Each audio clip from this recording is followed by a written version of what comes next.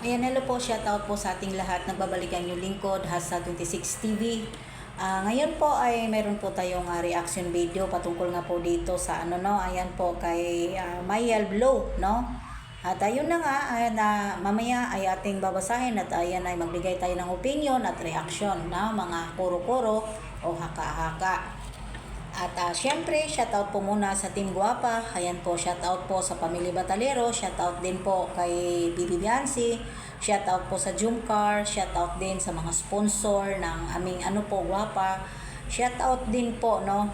Ayan, shoutout po dito sa kay Dr. Love, kay Ritsin.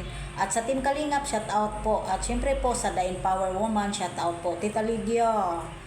Ayan po, sorry po, ayan. Pero patapos na po kami.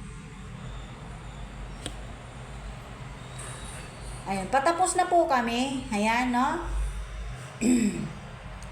Ayan, ngayon, ayun nga, sabi nga ni, Mayel Blow, ay pinapaaral daw po siya ni Kalingap. Ay do, no? Ay wala naman po masama. Pinapaaral ka man o hindi, kahit nga po ay magsama na kayo, mag-live-in na kayo, magpakasal kayo, wala naman problema, mas maganda po yan. Diba? Mas maganda po yan.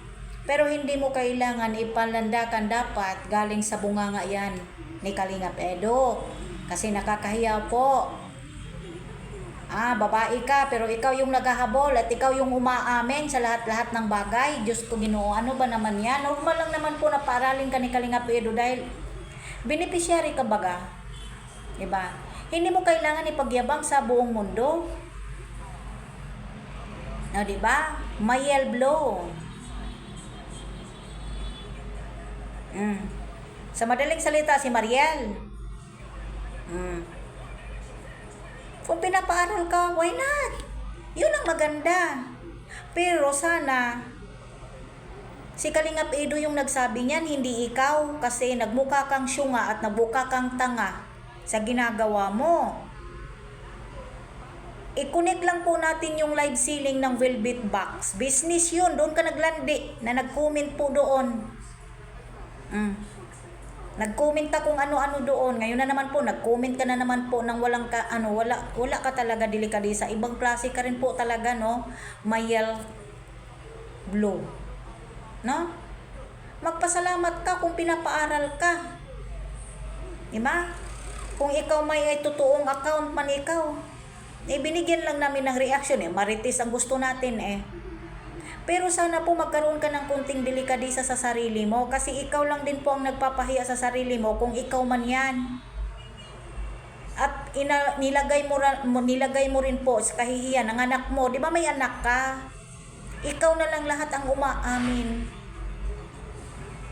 Ikaw na lahat ang umaamin sa lahat na may relasyon kayo, daan ka dito ka na matulog, dito ka na kumain. Ngayon naman po, totoo, pinapaaral ka. Ano masama kung pinapaaral ka? Pero ang tanong po ba, bakit hindi galing sa bunganga ni Kalingap Edo yan ang galing? Yun lang naman Dapat kasi mas maganda pakinggan at karespeto-respeto kung nanggaling po doon sa lalaki na nagsasabi, mas maganda pakinggan at manos tenga. Ikaw todo amin lahat-lahat, inamin mo na lahat-lahat, kulang na nga lang ginagawa ninyo kay Kalingap Edo, ikwento mo pa sa mga kahit saang live. Di na ka ng parang wala kang delikadesa sa sarili mo, Mayel Blow. Huwag mong ilagay sa alanganin ng anak mo kung totoo mang may anak ka. Ilagay mo. Ilagay mo yung sarili mo na marespeto ka dahil ang mga basher po walang sinasanto. Bata man o matanda. Menor de edad man yan. Mababas at mababas talaga. Matutuwa ka ba kung sakaling idadama yung anak mo kung sakaling ikaw man ito? Diba? Matutuwa ka ba sa ginagawa mo ng pangbabastos at dito sa social media ng pagkukomment patungkol sa inyo ni Kalingap Edo? Sa tingin mo ba hindi madadama yung anak mo dito?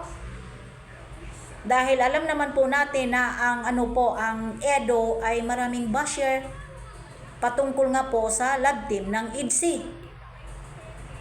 Ikaw na naman po ito. Ayan. Hindi nga ikaw inangkin eh. Sinabi ngang fake account ka daw. Kasi ganito, wala kayo relasyon.